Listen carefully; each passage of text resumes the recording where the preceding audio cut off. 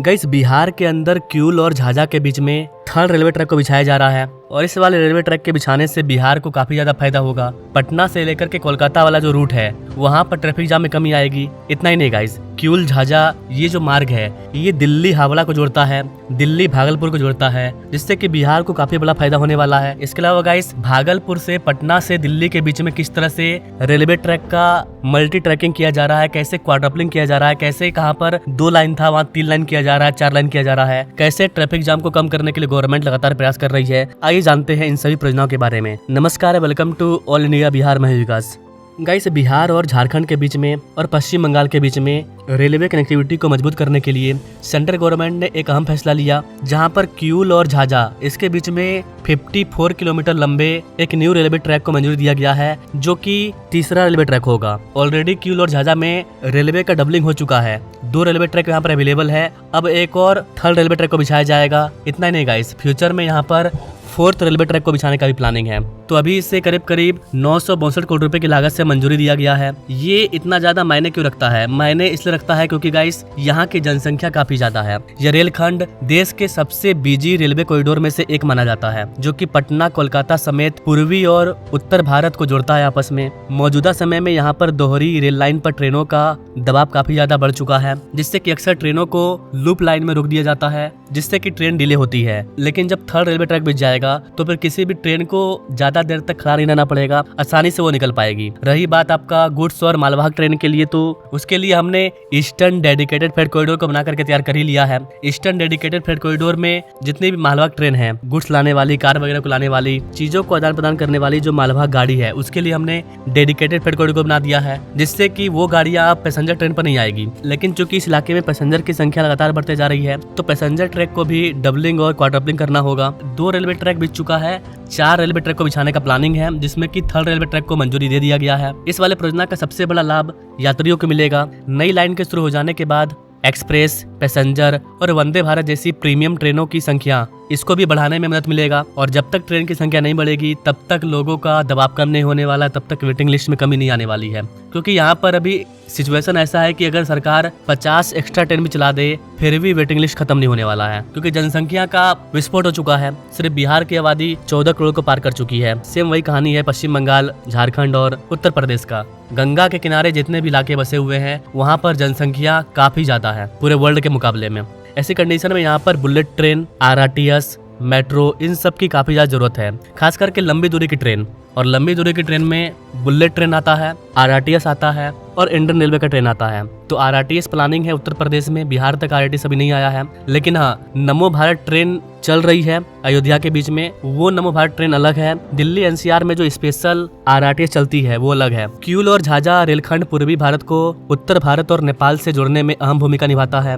यह मार्ग कोलकाता और हल्दिया बंदरगाहों को रक्सौल के जरिए नेपाल तक जोड़ने का भी काम करता है। थर्ड लाइन के बनने के बाद इस पूरे नेटवर्क की क्षमता बढ़ेगी, क्षेत्रीय व्यापार एवं परिवहन को नई गति मिलेगी। रेलवे अधिकारियों के अकॉर्डिंग आने वाले वर्षों में इस वाले कॉरिडोर पर ट्रेनों की संख्या और भी बढ़ने की संभावना है। इसी को ध्यान में रखते हुए बुनियादी ढांचे का विस्तार किया जा रहा है, ताकि भविष्य में किसी तरह की बाधा न आए। यह प्रोजेक्ट न सिर्फ वर्तमान ट्रैफिक को आसान बनाएगा, बल्कि लंबे समय के लिए रेलवे सिस्टम को मजबूत करेगा। यहाँ पर गाइस आपको बता दें कि सिर्फ ये एक कॉरिडोर नहीं है जिस पर की काम शुरू हुआ है। भागलपुर और दिल्ली के बीच में, दिल्ली से लेकर के बिहार के बीच में, सिलीगुड़ी, कोलकाता, असम के बीच में कई सारे रेलवे ट्रैक को बिछाया जा रहा है।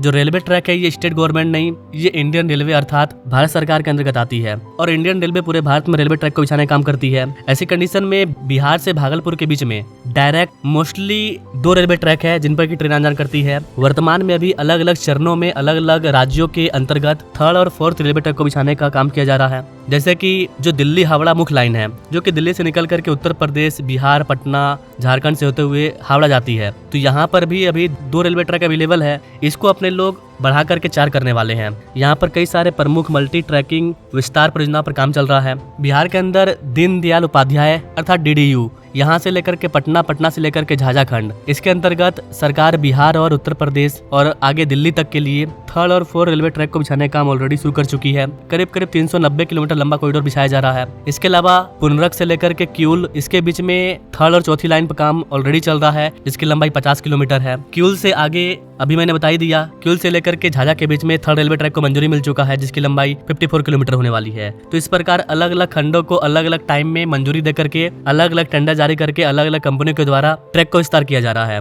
और इन सारे प्रोजेक्ट का मेन मकसद ये है कि देश की राजधानी दिल्ली से उत्तर प्रदेश, बिहार, बंगाल, असम, इनको करीब करीब 4 रेलवे ट्रैक के जाल में बांटा जाए, जिससे कि एक साथ एक ही टाइम में एक ही स्टेशन से एक ही जगह से 4 रेलवे ट्रैक हो और एक बार में 4 पैसेंजर ट्रेन गुजरे और किसी भी ट्रेन को रुकना ना पड़े। इस प्रकार अगर क्वाड्रपलिंग हो जाता है तो आने वाले दिनों में अपने लोग यहाँ पर 100-150 और ट्रेन को चला पाएंगे, जिससे कि ट्रैफिक जाम में और कमी आ जाएगी। इसके अलावा जैसा कि मैंने आपको बताया, हमने डेडिकेटेड फ्रेट कॉरिडोर को बना करके मालवाहक गाड़ी को अलग कर दिया है।